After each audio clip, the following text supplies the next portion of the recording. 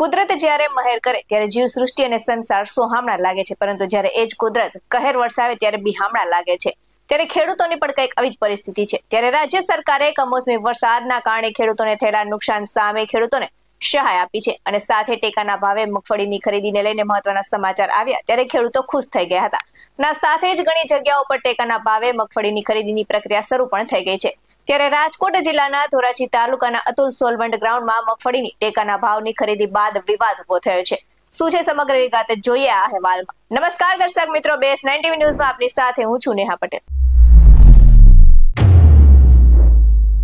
ધોરાજીમાં રાજ્ય સરકાર દ્વારા ટેકાના ભાવે મગફળીની ખરીદી શરૂ કરવામાં આવી છે, પરંતુ ખેડૂતોને ભારે હાલાકીનો સામનો કરવો પડી રહ્યો છે। તો ખેડૂતો પોતાના વાહનો સાથે મોડી રાતથી જ ખરીદી કેન્દ્ર પર લાઈનોમાં ઉભા રહી જાય છે। આ સાથે જ જો વિગતે વાત કરવામાં આવે તો ધોરાજીના અતુલ સોલવંટના ગ્રાઉન્ડ ખાતે રાજ્ય સરકાર દ્વારા મગફળીની ટેકાના ભાવે ખરીદી કેન્દ્ર દ્વારા મેસેજ મળતા જ મગફળી વેચવા ખેડૂતો સવારે નહીં પરંતુ રાત્રે જ લાંબી લાઈનમાં પોતાના વાહનો સાથે દોડી જાય છે। તો દિવસ રાત ઉભા રહીને પોતાની મગફળી વેચવા આવતા ખેડૂતોને ભારે હાલાકીનો સામનો કરવો પડી રહ્યો છે।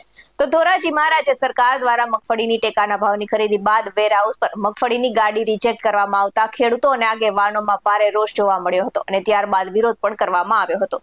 તો ધોરાજી પંથકના ખેડૂતોનું કહેવું છે કે હેરાન થયા બાદ બીજે દિવસે આખા દિવસમાં મગફળીની ખરીદીમાં વારો આવે છે અને આ સાથે જ મગફળીની ટેકાના ભાવે ખરીદી ગુજકોમ માર્શલ દ્વારા કરવામાં આવે છે અને ત્યારબાદ નાફેડના વેરહાઉસ જે જામકંડોળા રોડ પર આવેલ છે ત્યાં ટ્રકનો જથ્થો ઠાલવવામાં આવે છે। તો આ બાબતે ખેડૂતોએ કહ્યું છે કે ત્યાં પણ અધિકારી દ્વારા ફરી ચેકિંગ કરીને વેરહાઉસમાં મગફળીનો જથ્થો રાખવામાં આવે છે, પણ હાલ ત્યાં 5 મગફળી ભરેલી ગાડીનો જથ્થો રિજેક્ટ કરવામાં આવતા ખેડૂતોમાં નારાજગી જોવા મળી રહી છે। તો ખેડૂતોનો આક્ષેપ છે કે કારણ વગર અમને હેરાન કરવામાં આવે છે અને ખેડૂતોની મગફળી કારણ વગર રિજેક્ટ કરવામાં આવે છે।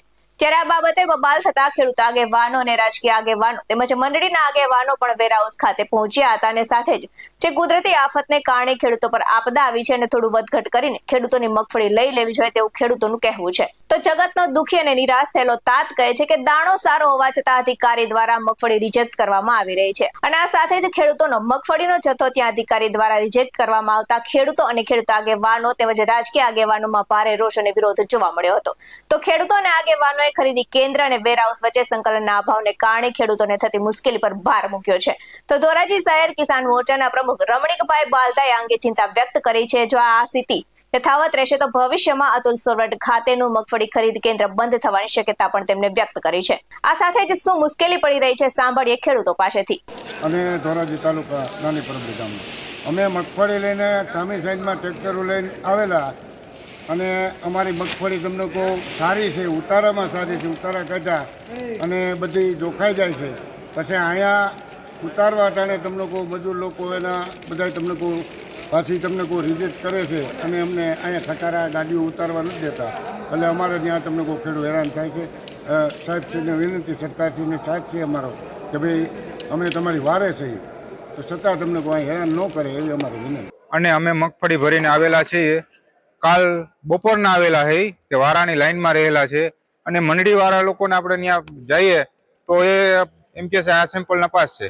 તે મંડળીવાળા કે ચાલો ખેડૂતો બધા ગોડાઉનને જઈએ આપણે અને જે અમારે ગોડાઉનવાળા જે રિજેક્ટ કરે છે તો અમારે શું કરવું, મંડળીવાળાને શું કરવું, એને તો ખેડૂતને રિજેક્ટ જ કરવી પડે ને। પ્રશ્ન એ છે તો અહીંયા ગોડાઉનના 5 ગાડી રિજેક્ટ કરેલી છે અત્યારે, તો એની ગાઈડલાઈન છે એ પ્રમાણે એની મુજબ લે છે, તો છતાંય પણ અહીંયા આ લોકો રિજેક્ટ કરે છે અને ખેડૂતને હેરાન કરે છે। અને સરકારશ્રીની એવી માંગણી છે કે ભાઈ તમે આ ખેડૂતોને હેરાન નહીં કરતા અને થોડા જાજુ ગમે એવો હોય તો કમોસમી વરસાદની હિસાબે થોડીક તકલીફ થઈ છે તો માંડવી મગફળી છે એનો ખરીદી કાયદેસરની રીતે કરે, ખેડૂતને હેરાન ન કરે એવી બધી માંગણી છે અમારી। અને ખોટા ખેડૂતને હેરાન ન કરો અને થોડા જાજુ કદાચ હોય રિજેક્ટ હોય તો એને 1% ખાલી 4%ની જગ્યાએ 5 માથે 2 પોઈન્ટ હોય તો એ નથી અપાવતા।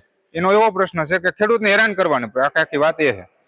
અને ગોડાઉન નથી જે એને મંડળીવાળાને પાછી જે ગાડીઓ આવે એટલે એ ખેડૂત ઉપર પ્રેશર આપે છે વધારે, એટલે એ લોકો શું કરે।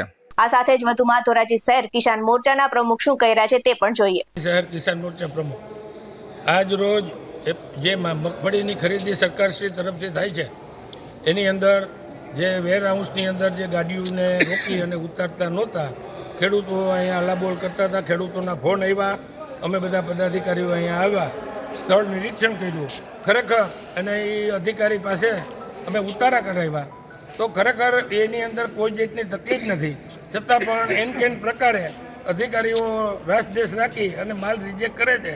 અહીંયા અત્યારે જોઈએ તો 5 ગાડી હમણાં ઊભી છે, નથી ઉતારતા અને વાં ખરીદી બંધ કરી દે છે.